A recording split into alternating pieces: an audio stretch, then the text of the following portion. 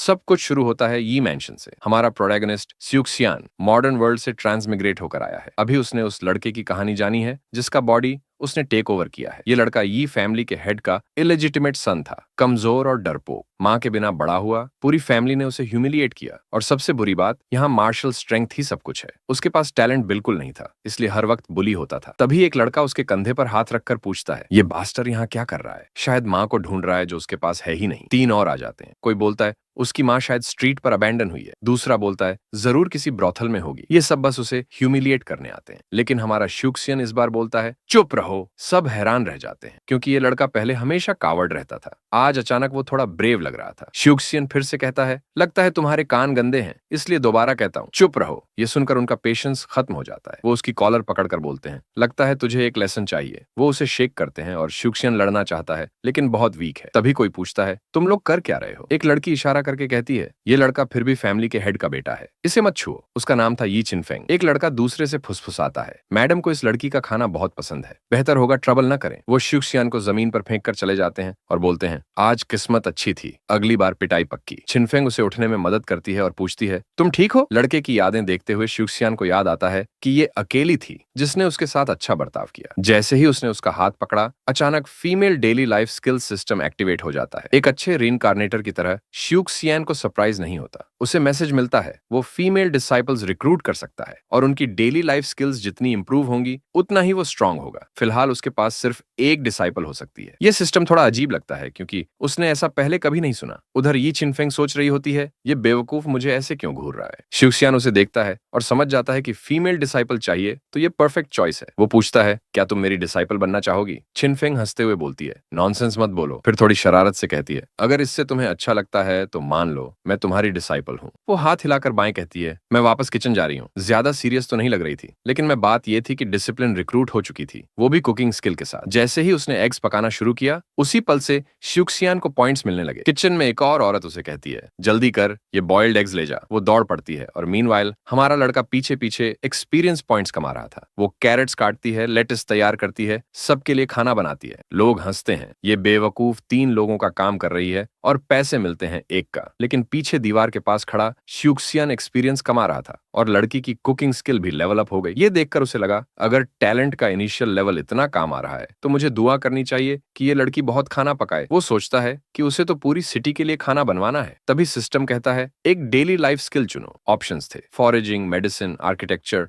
और कई और। श्यूक्सियन समझ गया कि इस कॉम्बैट हैवी दुनिया में फाइट के अलावा सब ऑर्डिनरी स्किल्स माने जाते हैं, तो उसने चुन लिया फिशिंग। लेकिन सिस्टम की छोटी स्किल बूस्ट के बावजूद ये आसान नहीं था। पानी हिला, उसे लगा कुछ हुक पर फंसा है। वो खींचता है और एक बड़ी फिश पानी से बाहर कूद जाती है। वो पकड़ने ही वाला था कि अचानक किसी की आवाज आती है, हेल्प! और उसी वक्त वो फिश उसके चेहरे पर स्लैप कर देती है। गुस्से में वो पलट कर देखता है, भाई ऐसे टाइम पर कौन हेल्प के लिए चिल्ला रहा है? लेकिन ये आवाज रोने के साथ मिली हुई थी। पास के एक घर में किसी को दीवार पर फेंका जा रहा था। डैम, ये क्या, हमारी कुक को परेशान कर रहे हो? मत करो। ये वही लड़का था जिसने पहले श्यूक्सियन को प्रोवोक किया था। वो कहता है, ये है कीमत उस मामले में घुसने की, अब तुझे सर्विस देनी पड़ेगी। लेकिन करने से पहले ही उसके मुंह पर एक फ्लाइंग किक लगती है और वो सीधा खिड़की से बाहर चला जाता है। हमारा लड़का एंट्री ले चुका था स्टाइल में और अब तक के कुकिंग एक्सपीरियंस की वजह से वो थोड़ा स्ट्रांग हो चुका था। लड़के चिल्लाते हैं, इस बास्टर्ड ने हमारे बॉस पर अचानक हमला कर दिया। लेकिन श्यूक्सियन ज्यादा इंप्रेस था इस बात से कि सिर्फ एग्स खाकर ही वो सच में स्ट्रांग हो गया। तभी एक और लड़का एल्बो स्ट्राइक करता है और बोलता है, पीठ दिखाकर बड़ी गलती की, पर ये बेचारों की ताकत पहले ही कम थी, अब तो कोई चांस नहीं। श्यूक्सियान पहले अटैक से बचता है, तभी दूसरा किक लेकर आता है। चीफ का बेटा है तो क्या, इसे लाइटली मत लेना। बाएं से एक और एल्बो स्ट्राइक आता है, दोनों हवा में होते हैं और हमारा लड़का बस एक कदम पीछे लेता है। नतीजा, दोनों आपस में टकरा जाते हैं जैसे पूरी तरह बेवकूफ। एक का पैर दूसरे के चेहरे पर लगता है और श्यूक्सियन दूसरा वाला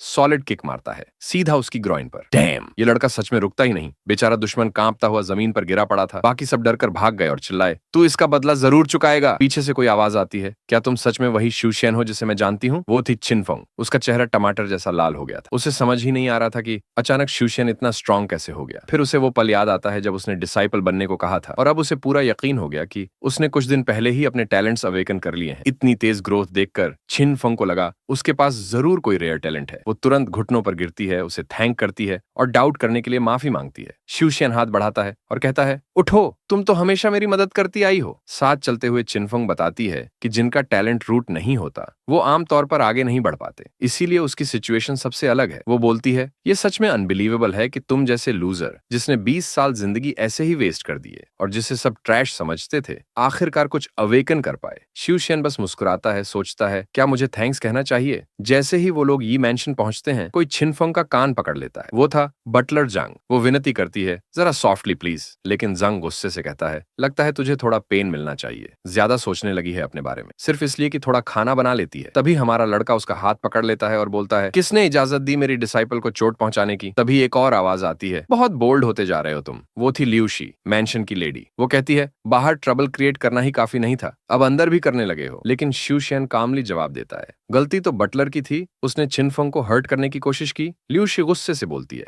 जवाब मत दो। बाकी लोग चिल्लाने लगते हैं कि इसे मैंशन से निकाल देना चाहिए। तभी एक आदमी आगे आता है, यीबा। वो कहता है, ऐसे बेकार इंसान को तो पहले ही निकाल देना चाहिए था, ये बस मैंशन के रिसोर्सेज चूस रहा है। वो था ल्यूशी का बेटा। ल्यूशी फिर अनाउंस करती है, अगले 3 महीने बिना वेजेस के रहोगे जब तक मास्टर वापस नहीं आते। लेकिन बटलर जांग अभी भी फ्यूरियस था। वो बोलता है, ये सजा बहुत हल्की है इस बास्टर्ड के लिए। बाद में खिड़की के पीछे यीबा अपनी माँ से कहता है, हमें जल्दी ही इस लड़के से छुटकारा पाना होगा, सुना है ये थोड़ा स्ट्रांग हो रहा है। उसकी माँ कहती है, इम्पॉसिबल है, इस शहर में कोई टैलेंट अवेकन कर ही नहीं सकता, ज्यादा से ज्यादा किसी बेकार टेक्निक सीख ली होगी, जल्दी ही सब खत्म कर देंगे। आखिरकार वो याद करती है कि उन्होंने उसे डुबोकर मारने की कितनी कोशिशें की थीं, लेकिन किसी तरह वो मौत से भी वापस लौट आया। अगली सुबह सब लोग मैंशन के सामने इकट्ठे होते हैं और सोचते हैं, हम यहाँ क्यों खड़े हैं। एक आदमी बताता है, अब से नई लड़की पूरे मैंशन का खाना बनाएगी। किचन में छिनफंग हाथ फैलाकर खड़ी थी। भाई, ये लड़की तो ऐसे थी जैसे फायर ही फेंक रही हो। जैसे ही उसने फिश काटनी शुरू की, उसने इतने तेज और प्रिसाइज स्ट्राइक्स मारे कि बाकी सब डर गए। सबको उसकी मूव्स में एक डेडली इंटेंट महसूस हुआ। मीनवाइल चूशियन एक्सपीरियंस कमा रहा था और उसे पता चलता है कि छिनफंग अब अप्रेंटिस लेवल तक पहुंच चुकी है। साथ ही उसका सिस्टम अनलॉक करता है एक और डिसाइपल रिक्रूट करने का ऑप्शन और नया टैलेंट आयरन स्टमक, जिससे वो खाना खाकर एट्रीब्यूट्स गेन कर सकता है। सिस्टम चेक करते हुए शिवशेन शॉक में आ गया, इतनी फास्ट प्रोग्रेस और ऊपर से ऐसा टैलेंट जो खाने से स्किल्स देता है। सीन बदलता है, शिवशेन बुक स्टोर पहुंचता है। वहां स्टाफ मेंबर पूछता है, यंग मास्टर शू, कैसे हेल्प कर सकता हूँ। हमारा लड़का बोलता है, मुझे सबसे पावरफुल टेक्निक चाहिए। स्टाफ सोचता है, ये लड़का तो बिना टैलेंट का है, फिर इतनी बड़ी बात क्यों मांग रहा है। वो पीछे खड़ी एक लड़की की तरफ देखता है और कहता है, बिगिनर्स टेक्निक ले आओ। वो लड़की थी लिu यंगशुओ, बेहद खूबसूरत और साफ लग रहा था कि आगे चलकर ये भी हमारे बॉय की डिसाइपल बनेगी। वो बिगिनर्स टेक्निक लाती है, लेकिन शू शेन कंप्लेन करता है, मैंने स्ट्रॉन्गेस्ट मांगी थी। लिu यंगशुओ हंसकर कहती है, अगर तुम इसे 5 साल में मास्टर कर लो तो भी लकी समझना। तभी आउट ऑफ नोवेयर चू शेन 3 कॉइन्स काउंटर पर रख देता है। स्टोर क्लर्क का चेहरा तुरंत बदल जाता है और वो कहता है, यंग मास्टर शू से ऐसे बात नहीं की जाती, अब सच में पावरफुल टेक्निक लाने का टाइम है। लड़की मटर करती है, इतना इनकॉम्पिटेंट इंसान और इतनी एम्बिशन पहली बार देखा है। वो किताब लाकर उसे देती है और बोलती है, अगर तुमने इसे लाइफ टाइम में मास्टर कर लिया तो मुझे ढूंढ लेना, मैं तुम्हारे सिर पर बनाना सुगाऊंगी और सड़क पर बाल धोऊंगी। हमारा लड़का काल्मली बोलता है, वर्ड रखना, क्योंकि स्टोर ओनर ने सब सुना है। लड़की हंसते हुए बोलती है, मैं तो लाइफ टाइम इंतजार करूंगी। लेकिन शू शेन वहीं स्मार्ट बन जाता है, मुझे तो अभी करके दिखाना है। और उसने सोचा कि अपने ईटिंग टैलेंट से ही इस बुक को कंज्यूम कर ले। शॉप वाले शॉक में रह गए, लेकिन तब तक बहुत देर हो चुकी थी। शू शेन किताब पूरा निगल चुका था। वो पलट कर थम्स अप देता है, लेकिन अगले ही पल उसे नौजिया शुरू हो जाती है। तभी उसके शरीर से स्मोक निकलने लगता है, एक नीली ऑरा फैलती है और लगता है उसका बॉडी और स्ट्रांग हो रहा है। बुक्स शेल्फ से उड़ने लगती हैं और पल भर में वो गायब हो जाता है। हॉल के पार स्प्रिंट करता हुआ, छत से छत पर कूदते हुए, उसे खुद समझ नहीं आता कि अचानक वो इतना फास्ट कैसे हो गया। पल भर में वो लड़की के सामने लौट आता है और स्टोर क्लर्क शॉक होकर चिल्लाता है, इम्पॉसिबल। उसे याद आता है कि सबसे पावरफुल एंसेस्टर्स को भी ये टेक्निक सीखने में सालों लग जाते थे। तभी लड़की हार मान लेती है। अगले सीन में बाल्टी जमीन पर रखी है और वो स्ट्रीट में अपना बाल धो रही होती। कम से कम उसने अपना वादा निभाया। बात बाहर फैल जाती, सब डिस्कस करने लगते हैं कि लड़के ने रॉयल्टी टेक्निक सीख ली है। लोग मानते नहीं जब तक हमारा लड़का खुद आकर लड़की से नहीं कहता, बस अब काफी है। फिर वो पूछता है, तुम्हारे पास कोई स्पेशल स्किल्स या हॉबीज हैं? लड़की अचानक सवाल से कंफ्यूज्ड हो जाती है। वो कहती है, मैं मार्शल आर्टिस्ट नहीं हूँ, लेकिन राइटिंग और पेंटिंग पसंद है। हमारा लड़का हंसकर बोलता है, ये भी ग्रेट टैलेंट्स हैं, अब तुम मेरी डिसाइपल बनो। लड़की मान जाती है, लेकिन पूछती है, क्या तुम मुझे मार्शल आर्ट्स सिखाओगे? वो जवाब देता है, अभी नहीं, बस राइटिंग और पेंटिंग पर ध्यान दो। बेचारी अंशु सोच में पड़ जाती है, ये लड़का कितना अजीब है। लेकिन मीनवाइल उसने एक और डिसाइपल हासिल कर ली थी, इस बार कैलीग्राफी में एक्सपर्ट। उसके बाद वो और बुक्स पकड़ता है, लेकिन उसकी एबिलिटी पर कूल डाउन लगा था। था। सच कहूं तो मैं इतना स्मार्ट नहीं होता कि सिस्टम को ऐसे चीट कर पाता, लेकिन ये चालाक लड़का कर रहा था। और तभी वो एक और किताब निगल जाता है। अचानक पीछे से कुंग फू पैंडा टाइगर आ जाता है। एक जोरदार एक्सप्लोजन होता है और लगता है कि पास के पहाड़ों से कोई सब देख रहा था। पर्पल मस्टाश वाला आदमी गुस्से में कहता है, डीमन का इस्तेमाल सही नहीं था। लेकिन दूसरा बोलता है, कोई फर्क नहीं पड़ता, बच्चा तो मर ही गया है। तभी श्यूक्सियन उनके पीछे प्रकट होता है और पूछता है, कौन मरा है, जरा बताओ। दोनों डरकर पीछे हट जाते हैं। ये बास्टर्ड जिंदा कैसे है,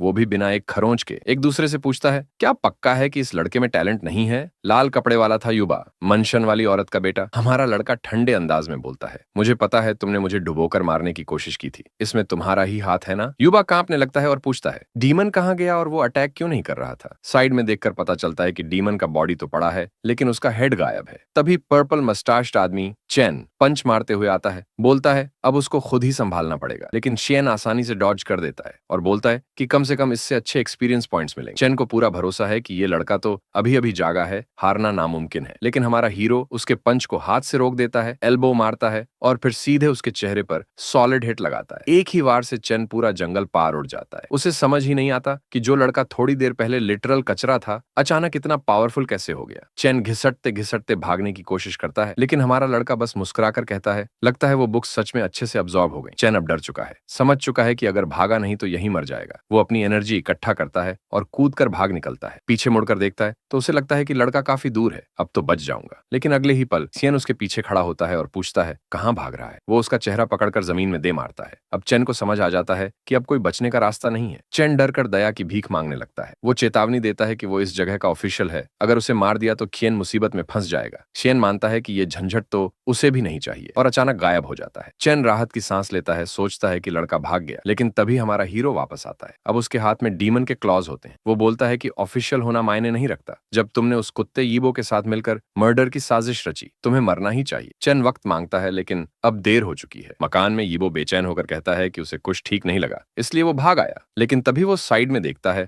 हमारा लड़का वहां से बिल्कुल सेफ चलता हुआ निकल रहा है। उसका सिस्टम अब लेवल 4 पर है। यीबो कांपने लगता है और उसकी माँ उसे डांटती है कि लड़के का टैलेंट चुरा लिया और फिर भी उससे पीछे हो। लेकिन यीबो कहता है कि चिंता मत करो, जू शेन की शिकायत सरकार को होगी और वो एग्जीक्यूट होगा। पर उसकी माँ बोलती है कि उस पर भरोसा मत कर, सुना है बॉडी पर क्लॉ मार्क्स मिले हैं। तो सब यही मानेंगे कि डीमन ने मार डाला। असल परेशानी ये है कि अब सबको यकीन हो चुका है कि लड़का सच में अवेकन हो गया है, जबकि ये नामुमकिन था। इस बीच हमारा हीरो सीढ़ियों पर बैठा एक बोल में मछली पकड़ रहा है। वो सिस्टम को ट्रिक कर रहा है, क्योंकि इतनी बेवकूफी वाली चीज करने पर भी उसे एक्सपीरियंस मिल रहा है। वो छोटी सी मछली पकड़ लेता है और उसे 4 पॉइंट्स मिल जाते हैं। लोगों में अफवाहें फैलने लगती हैं कि वो मार्केट से मछलियां खरीदता है और फिर खुद ही बोल से पकड़ता है। यीबो पूछता है कि पक्का है? आदमी कहता है, हाँ, मैंने उसे एक सेकंड भी नजर से दूर नहीं होने दी। अब यीबो और ज्यादा गुस्से से पागल हो जाता है, समझ नहीं पाता कि वो इतनी मेहनत करके भी क्यों आगे नहीं बढ़ रहा और ये लड़का जो अपनी ही मछली पकड़ रहा है, दिन ब दिन स्ट्रांग होता जा रहा है। तभी अचानक हमारा हीरो की फिशिंग स्किल अप्रेंटिस लेवल पर पहुंच जाती है। अब उसे बेटर क्वालिटी मछलियां पकड़ने के लिए नई जगहों पर जाना होगा। उसी वक्त किसी अजनबी का लेटर उसके पास आकर गिरता है। कुछ पल के लिए उसे लगता है कि शायद ये चिट्ठी किसी सीक्रेट एडमायरर की होगी, लेकिन पता चलता है कि ये तो डीमन सप्रेशन डिवीजन की सिलेक्शन के बारे में है। असल में जिस आदमी को श्वेक्सुआन ने मारा था वो इसी एसोसिएशन का हिस्सा था और अब उसे पता है कि ये लोग उससे नफरत करेंगे। कुछ देर बाद चिनफंग बताती है कि सिलेक्शन होने वाला है, तो फिर वो ऐसे आराम से क्यों घूम रहा है। लेकिन वो कहता है कि उसके जैसे इंसान के लिए जिसे हमेशा नीचा दिखाया गया, ये मौका तो बस मजाक है। चिनफंग मान लेती है, लेकिन फिर भी पूछती है कि वो बार बार हवा में हाथ क्यों हिलाता है जैसे कोई बेवकूफ। ये लड़का तो सिस्टम इस्तेमाल करते वक्त छुपाने की कोशिश भी नहीं करता। वो बताता है कि उसे नहीं पता सामने किस तरह के ओपोनेंट्स होंगे, लेकिन वो पहले से तैयारी कर रहा है। इस बीच चिनफेंग का कुकिंग लेवल इतना बढ़ गया कि अब उसे एक्सोटिक क्विजीन सिखानी पड़ेगी और जब वो ये सीखेगी तो उसका बनाया खाना एनर्जी से भरा होगा और लोग मजबूत बनेंगे। हीरो को अजीब लगता है कि वो कैसे सिखाएगा, लेकिन सिस्टम खुद उसे एक स्किल पॉइंट देता है जिसे वो ट्रांसफर कर सकता है। बिना कुछ सोचे वो हाथ चिनफंग के माथे पर रख देता है। उसका चेहरा लाल हो जाता है और वो पूछती है कि ऐसे माथे पर क्यों हाथ रखा। लेकिन अचानक उसकी आंखें बदल जाती हैं और उसके दिमाग में हजारों स्पिरिचुअल फूड रेसिपीज भर जाती हैं। वो तुरंत खुशी से चिल्लाती है कि नए रेसिपीज आ गए हैं और उसे अभी ट्राई करना है। उसी वक्त युएन युएनशु भी राइटिंग और पेंटिंग में लेवल अप कर लेती है। हीरो समझता है कि ये लड़कियां सच में मेहनत करती हैं। इसके ऊपर उसे एक नया सब स्पेस भी अनलॉक हो जाता है जहां उसके डिसाइपल्स चीजें स्टोर कर सकते हैं और वो बाद में रिट्रीव कर सकता है। वो सबको समझा देता है और दोनों को फिर काम पर भेज देता है। दोनों धन्यवाद देती हैं और फिर से काम में लग जाती हैं। लेकिन युएनशु को अजीब लगता है कि वो खाली हाथ क्यों जा रहा है। चिनफंग बताती है कि शायद वो चीजें किसी सब स्पेस में स्टोर कर रहा है। हालांकि युएनशु को इसका मतलब समझ नहीं आता। फिर सीन बदलकर डीमन सप्रेशन डिवीजन के एंट्रेंस पर आता है। गेट गार्ड उससे रिकमेंडेशन लेटर मांगता है। जैसे ही पढ़ता है पूछता है कि क्या वो बदनाम सुशियन ही है। हीरो हाँ कहता है और तुरंत उसे मर्डरस इंटेंट महसूस होती है। वहां मौजूद सब लोग जानते हैं कि ये वही है जिसने ओल्ड चेन को मारा था और ये परिवार का इलेजिटिमेट बेटा है जिसे जिंदा यहाँ से नहीं जाने देना चाहिए। हीरो समझ जाता है कि ये यी बा और उसकी माँ की चाल है और अफसोस ये योजना बहुत अच्छे से काम कर गई। अब वो सबका निशाना बन चुका है। तभी कोई ऐलान करता है कि मास्टर लायन आ गए हैं। एक आदमी बैंगनी रोब पहनकर भीड़ में चलता है और हमारा लड़का सोचता है कि ये कौन है। पास खड़ा कोई कहता है कि शायद ये तुम्हारा पहली बार यहाँ आना है। फिर वू चिंगन समझाता है कि लायन ने बाकियों से बहुत कम समय ट्रेनिंग की है, लेकिन फिर भी वो उनसे कहीं ज्यादा स्ट्रांग है। हमारा प्रोटैगनिस्ट हंसते हुए कहता है कि ये तो जैसे नैरेटर का रोल निभा रहा है। लायन अपनी फैमिली की रेपुटेशन की बात करने ही वाला था कि अचानक कोई और आता है और उसे लात मारकर किनारे कर देता है। हमारा लड़का पूछता है कि ये कौन है। तब आदमी बताता है कि पिछले साल ये ग्रैंड प्रोगेसी था। क्वीन खुश हो जाता है और सोचता है कि अगर इस साल उसे एक और डीमन कोर मिल गया तो वो अगले रियल में पहुंच जाएगा। तभी एक विशाल गंजा आदमी जो लगभग 3 मीटर लंबा है उसे हटने को कहता है। हमारा लड़का पीछे मुड़कर उसे देखता है और तुरंत रास्ता छोड़ देता है। वो सोचता है कि अब ये नया आदमी आया है उसे नीचा दिखाने और पूछता है कि ये कौन है। वो चंगेन बताता है कि ये उत्तरी परिवार से है और पिछले 10 सालों का सबसे प्रॉमिसिंग डिसाइपल है। पिछले साल डीमन केव में ये बिल्कुल अज्ञेय था, लेकिन तभी गंजे आदमी को सुनाई देता है कि मिस झाओ आ रही हैं। एक काली औरा से घिरी हुई लड़की नजर आती है। लोग डर जाते हैं कि कहीं कोई डीमन तो अंदर नहीं आ रहा। असल में ये लड़की एक तीसरे रेल्म के व्हाइट टाइगर पर सवार होती। उसका नाम जाओ युए हुई है और वो जाओ परिवार की एयर है। लोग घबराकर इधर उधर भागने लगते हैं। व्हाइट टाइगर उस उत्तरी गंजे आदमी को सूंघता है और वो डर के मारे कांपने लगता है। जैसे ही टाइगर आगे बढ़ता है वो आदमी जमीन पर गिर पड़ता है। हमारा लड़का समझ जाता है कि ये व्हाइट टाइगर पहले वाले टाइगर से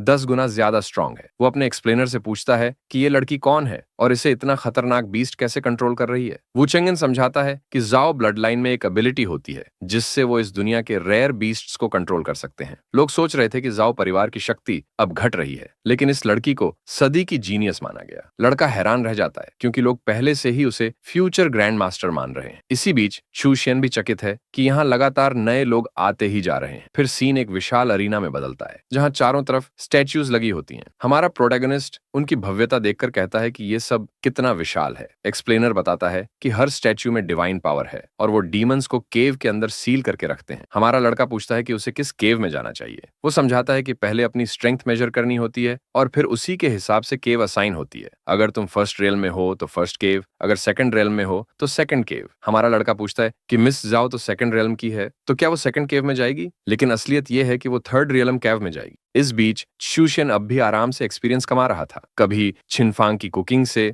और कभी युएनशु की किताबें लिखने से। एक गार्ड ने कहा कि उस लड़की को केव में भेजना गलत है, लेकिन दूसरा बोला तुझे अंदाजा भी नहीं है कि वो कितनी टैलेंटेड है। उसने ब्लड लाइन परफेक्ट तरीके से इनहेरिट किया है और आसानी से हाई लेवल डेमन को हरा सकती है। इस साल के सारे डिसिप्लिन में भी वही सबसे अलग है। हमारा लड़का इंप्रेस हुआ, लेकिन पीछे वाले ने चेतावनी दी, ज्यादा उम्मीद मत रखना, तुम दोनों को सिर्फ बेसिक केव में जाने की इजाजत है। तभी अचानक किसी ने घोषणा की कि शू शेन को थर्ड रेलम केव में भी जाना होगा। वू चेंगेन डर गया, बोला ये तो बहुत डेंजरस है, इसका मतलब लड़के को मौत के मुंह में धकेलना है। लेकिन गार्ड ने तलवार निकाल ली, पूछते हुए क्या तुम इस जगह के ऑर्डर के खिलाफ जाना चाहते हो? उस वक्त शू शेन बोला दोस्त पर हमला करने की जरूरत नहीं, मैं खुद जाऊंगा। बाकी लोग हैरानी से देखने लगे और बोले लगता है इन्हें सच में इसे मरवाना है। झाओ युएहुई ने देखा कि लड़का उसके साथ केव में दाखिल हो रहा है तो सोचा ये तो पक्का मर जाएगा, अभी से इसका डेथ सर्टिफिकेट फैमिली को भेजने की तैयारी कर लो। केव के अंदर एक बड़ा सा रैट तलवार पकड़े खड़ा था। वो दूसरे रैट से बोला मैं इंसानी स्पिरिट सूंघ रहा हूँ, वो भी फर्स्ट रेलम का, एक कमजोर डीमन भेज दो। लेकिन उन्हें पता नहीं था कि चू शेन आराम से छुपा बैठा है, थैंक्स टू वो स्क्रोल जो यंग शो ने उसके लिए बनाया था। उसने सिस्टम खोला जो चिन फिंग के बनाए हुए फूड से भरा पड़ा था और अपने एट्रीब्यूट्स बूस्ट करने लगा। 4 दिन तक बस खाता रहा और उसका अटैक, डिफेंस और स्पिरिट 50% तक बढ़ गया। फिर सिस्टम ने नोटिफाई किया कि चिन फिंग और यंग शुओ को लेवल अप कराने के लिए हाई क्वालिटी मटेरियल्स चाहिए। लड़के को समझ आ गया कि अब आराम के दिन खत्म,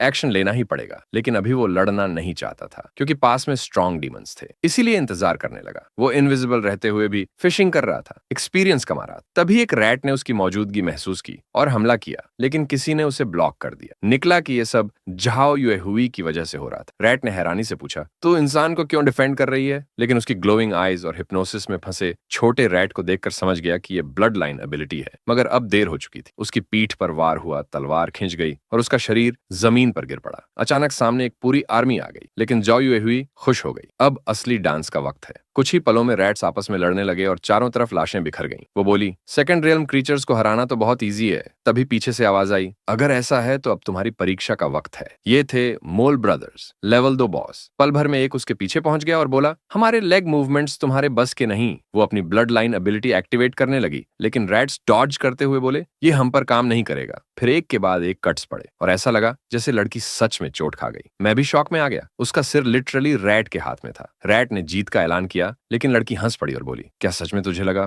मैं मर गई हूँ? यार, मैं भी उसकी जिनजुत्सु में फंस गया। इस रैट ने अपने ही दोस्त को मार दिया था। उसके बगल में खड़ी लड़की बोली, ये सोचना बहुत नाइव था कि मेरी ब्लड लाइन एबिलिटी काम नहीं करेगी सिर्फ इसलिए कि तुम ब्लाइंड हो। गुस्से में रैट फिर से उस पर झपटा, जैसे वो इस औरत को किसी भी हालत में मारना चाहता हो। उसकी तलवार के वार से लड़की का शरीर कई जगह कट जाता है। चूहा हंसते हुए कहता है कि वो उसकी ब्लड लाइन से भी तेज है, लेकिन लड़की बस मुस्कुराती है और कहती है, ये सब बेकार था। अचानक उसका शरीर पूरी तरह से टुकड़ों में बिखर जाता है। लड़की आगे बढ़ती हुई गुफा में एक नदी तक पहुंचती है। दूसरी तरफ कोई उसका इंतजार कर रहा है। वो है वुल्फ लॉर्ड, इस जगह का शासक और तीसरे रेल्म का बीस्ट। वो राक्षस कहता है कि शायद यही वो जीनियस गर्ल है, लेकिन वो वही नहीं है जिसे उसे मारने के लिए भेजा गया था। लड़की हैरान हो जाती है, भेजा गया किसी को मारने के लिए? उसने कभी नहीं सोचा था कि वही एसोसिएशन जो डीमंस को मारने का काम करती है, वो उनके साथ मिल भी सकती है। वुल्फ लॉर्ड एक स्पीयर बुलाता है और कहता है, इससे फर्क नहीं पड़ता, मैं बस ये देखना चाहता हूँ कि ये सेंचुरी की जीनियस कितनी ताकतवर है। यूमी अपना बैंडाना नीचे खींचती है, बिल्कुल गोजो स्टाइल, और कहती है कि उसे हाई लेवल डीमंस को हराने का पूरा तजुर्बा है। वो हंसकर जवाब देता है, देखते हैं, और अगले ही पल एक टर्टल को छेद कर उसका गला तक काट देता है। लड़की फटाफट पीछे हटती है। उसे पता है कि अगर उसका डेथ सब्स्टिट्यूट एबिलिटी अपने आप एक्टिवेट नहीं होता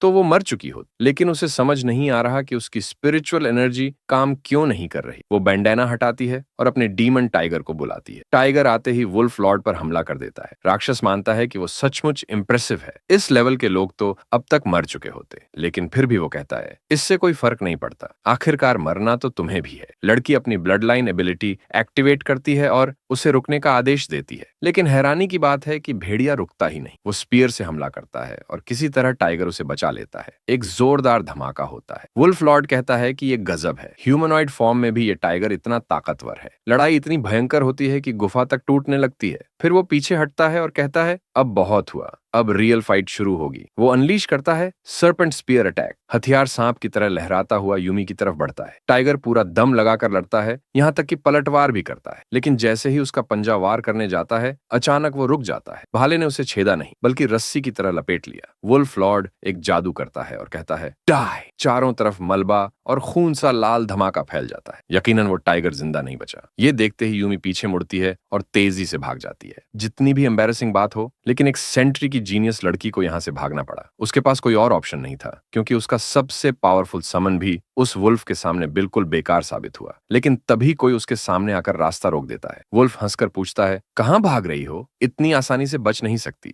फिर वो उस पर हमला करता है और बोलता है, तैयार हो जाओ मरने के लिए। उसकी स्पीयर सीधा लड़की के चेहरे की तरफ बढ़ रही थी कि अचानक एक स्पार्क चमकती है और उसके सामने एक अजीब सी मछली गिरती है। वुल्फ लॉर्ड हैरान होकर कहता है, ये क्रीचर तो वेस्टर्न रीजन में होता है, यहाँ कैसे आया? वो साइड में देखता है और पाता है कि कोई और एक्सपर्ट आ चुका है, और वो कोई और नहीं बल्कि हमारा बॉय है, हमेशा की तरह चिल करता हुआ। वो हंसकर कहता है, टेंशन मत लो, मैं तो बस एक सिंपल फिशरमैन हूँ। बाहर स्मोक हिलने लगता है। सबको महसूस होता है कि कोई आ रहा है। पर्पल एनर्जी के बीच से एक कदम की गूंज सुनाई देती है। ये है जाओ युहुई, जो बिल्कुल अनहार्म्ड बाहर आती है। लोग शॉक में बड़बड़ाते हैं, ये सेंट्री की जीनियस सच में इस चैलेंज से बच गई। उधर गार्ड्स खुश हो जाते हैं कि उनकी प्लान कामयाब रही और वो स्यू हसीन मर चुका है। लेकिन तभी यू हुई केव के एंट्रेंस की तरफ झुककर बोलती है, वेलकम ग्रेट मास्टर स्यू सियन। सभी लोग स्टुंडेड हो जाते हैं। ये अरोगेंट लड़की अचानक से मास्टर को क्यों रिस्पेक्ट दे रही है? फिर कोई कप्तान को इशारा करके कहता है, देखो, केव से एक भयानक ऑरा निकल रही थी। सबको शक होता है कि शायद कोई डीमन सील तोड़कर बाहर आ रहा है। अचानक एक वुल्फ का सिर बाहर निकलता है और सबका चेहरा पीला पड़ जाता है। वो था तीसरे रेल्म का लीडर वुल्फ लॉर्ड। कमांडर तुरंत रीइंफोर्समेंट्स बुलाने का आदेश देता है, लेकिन तभी हमारा बॉय रियलाइज करता है कि उसने अपना हेलमेट उतारा ही नहीं। अब सब उसे ब्लैंक एक्सप्रेशन के साथ घूर रहे हैं। इसी बीच यूहुई एक दिलचस्प बात पूछती है,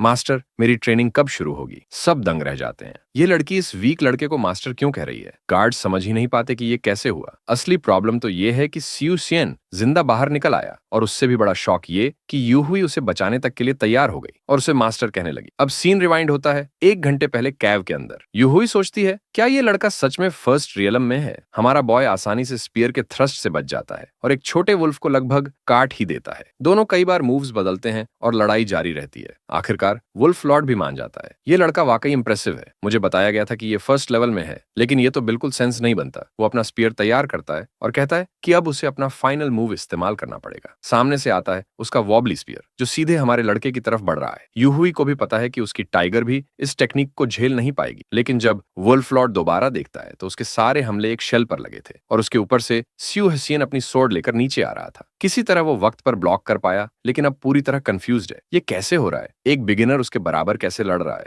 तभी हमारा लड़का बोलता है, तू गलत सोच रहा है। मैंने 7 दिन तक फिशिंग सिर्फ बराबरी करने के लिए नहीं की थी। उसकी सोर्ड से नीली ऑरा निकलने लगती है और वुल्फ लॉर्ड डर से कांप उठता है। सिर्फ उस सोर्ड का दबाव ही उसे जमीन से दबा रहा है। वो समझ ही नहीं पा रहा कि वो कैसे हार रहा है, जबकि सामने वाला तो बिगिनर है। लेकिन हमारा लड़का सिर्फ स्ट्रांग नहीं हुआ, उसके पास ढेरों बफ्स भी हैं। अचानक वॉबली स्पीयर पीछे से घोंपने आता है, मगर एक तेज मूवमेंट में वो उसे सोर्ड से रोक देता है। फिर सीधा एक जोरदार पंच उसके चेहरे पर मारता है और वुल्फ लॉर्ड दीवार से टकराकर गिर पड़ता है। धुएं के बीच एक इंसानी शक्ल दिखती है, लेकिन फिर वो दोबारा भेड़िया बनकर कहता है कि वो किसी मार्शल आर्ट्स बिगिनर से नहीं हारेगा। मगर स्यू सियन पहले ही उसकी पीठ पर है और कहता है, मैं तो बस एक बिगिनर फिशरमैन हूं, और अगले ही पल उसकी गर्दन उड़ जाती है। लेकिन तभी यू हुई नोटिस करती है कि वो सर नहीं बल्कि एक मास्क था। हमारा लड़का स्पीयर उसकी तरफ तान कर कहता है, तो मेरा शक सही था, तू इंसान है। फिर पूछता है कि वो इस केव में क्रीचर बनकर क्यों छुपा हुआ था। वो आदमी बताता है कि उसने एक एग्जॉर्सिज्म टेक्निक चुरा ली थी और पकड़े जाने वाला था, इसलिए उसके पास भागकर केव में छुपने और मॉन्स्टर बनने का ही ऑप्शन था। हमारा ग्रीडी लड़का तुरंत पूछता है, वो टेक्निक क्या है, मुझे दे दे। वो आदमी डिसअपीयरिंग होते होते कहता है, तेरे किसी काम की नहीं है, मुझे बेसिक्स समझने में ही 5 साल लग गए थे। उसका शरीर स्मोक में गायब हो जाता है। लेकिन हमारे लड़के को न सिर्फ वो स्पीयर मिला, बल्कि एक बुक भी मिली जिससे क्रीचर में ट्रांसफॉर्म किया जा सकता है। साथ ही वो लेवल अप भी कर गया और उसे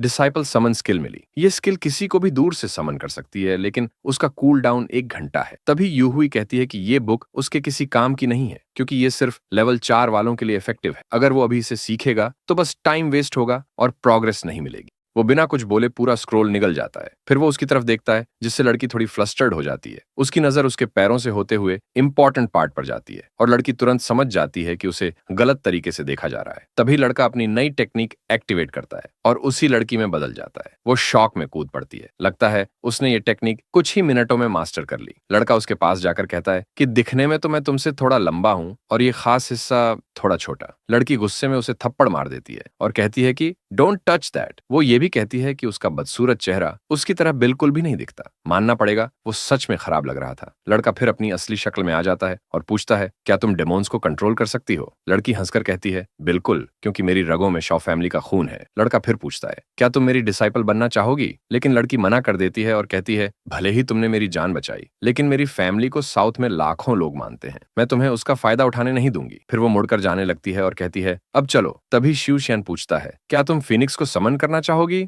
यहाँ से कहानी फ्लैशबैक में जाती है। केव में आने से पहले एक्सप्लेनर बताता है कि शॉ फैमिली को उम्मीद थी कि वो 20 साल की उम्र तक फिनिक्स को कंट्रोल कर पाएगी, लेकिन इसके लिए शिव को सिर्फ 2 साल में 7 से 8 रियल्म्स एडवांस करना होगा, जो नामुमकिन था। केव में वापस लड़की कहती है, भले ही तुमने एक टेक्निक कुछ सेकंड्स में मास्टर कर ली, लेकिन फिनिक्स को समन करने की बात ऐसे मत करो जैसे आसान हो। समन करने के लिए परफेक्ट ब्लड लाइन बॉडी चाहिए, 10th रेल्म तक पहुंचना होगा और फिनिक्स को इमॉर्टल रेल्म में हराना पड़ेगा। शिवशियन मुस्कुराकर कहता है, मुझे आसान तरीका पता है, अगर तुम मेरी डिसाइपल बन जाओ तो मैं चिकन को फिनिक्स में बदल दूंगा। लड़की शॉक हो जाती है कि ये बात वो इतनी सीरियस फेस से कह रहा है। वो इंसिस्ट करता है, 2 साल में तुम अकेली कुछ नहीं कर पाओगी, लेकिन मेरे साथ तुम्हें थोड़ी चांस है। यूए सोच में पड़ जाती है। उसे याद आता है कि ये अजीब लड़का सिर्फ 7 दिन में तीसरे रियम तक पहुंच गया और अभी तो उसने किताब खाकर टेक्निक भी सीख ली। शायद इस पर दांव खेलना ठीक रहेगा। बाहर आते ही यूए हाथ हिलाकर अलविदा कहती है और कहती है, मैं तुम्हारे अंडर ट्रेनिंग शुरू करने के लिए एक्साइटेड हूँ। साफ है वो उसकी नई डिसाइपल बन गई जो टेमिंग में स्पेशलाइज करती है। ये फैमिली मंसियन में कोई कहता है, हम बर्बाद हो गए, वो लड़का 3rd रियम सर्वाइव कर गया और अब यूए हुई का दोस्त भी बन गया। माँ बेटे को समझाती है, शांत हो जाओ। भले ही वो 3rd रियम तक पहुंच गया, लेकिन ज्यादा से ज्यादा मेंशन के एक गार्ड को ही मार सकता है।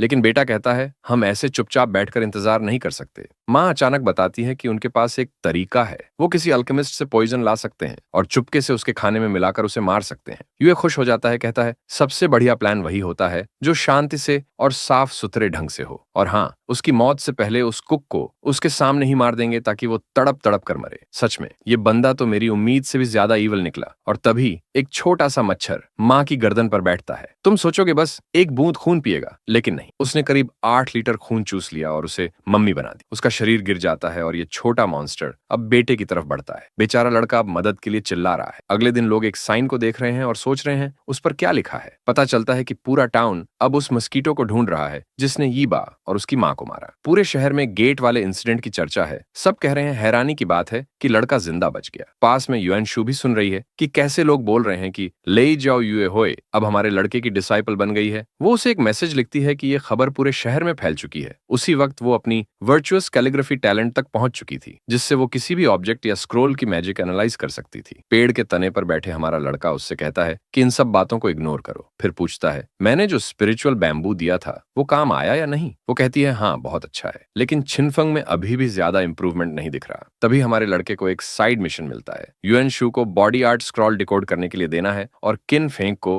कुछ फायर बेस्ड स्किल्स सिखानी है ताकि उसकी कुकिंग बेहतर हो सके। वो जानता है कि दोनों इतने वीक हैं कि अकेले एक्सपीडिशन पर नहीं जा सकते, तो अब उन्हें मदद करनी ही पड़ेगी। इसके अलावा उसका मेन मिशन है टायर विलेज, जहां लोग अचानक बिना वजह जमकर मर रहे हैं। ये सोचकर हमारा लड़का अपने रूस्टर से कूदता है और मिशन पर निकल पड़ता है। गेट के पास पहुंचते ही कोई पूछता है, तुम यहाँ क्या करने आए हो? हमारा लड़का, जो अब डीमन सप्रेशन डिवीजन का हिस्सा है, कहता है, मैं इन्वेस्टिगेट करने आया हूँ। वो आदमी माफी मांगकर उसे अंदर ले जाता है। फिर बताता है कि 7 दिन पहले से लोग ऐसे फ्रीज होने लगे जैसे किसी ने उन्हें पजेस कर लिया हो, और वो ये पता नहीं कर पा रहा कि ये सब कौन कर रहा है, क्योंकि करने वाला उससे भी ज्यादा स्ट्रांग है। हमारा लड़का कहता है, चलो मैं ट्राई करता हूँ इन्हें हील करने का, लेकिन दूसरा आदमी तुरंत उसे रोक देता है और कहता है कि इस वीडियो को सब्सक्राइब करके लाइक भी कर दो ताकि टून सेंसी आपके लिए और भी ऐसी वीडियो ला सके। देखने के लिए शुक्रिया। मिलते हैं नेक्स्ट वीडियो में, तब तक के लिए गुड बाय।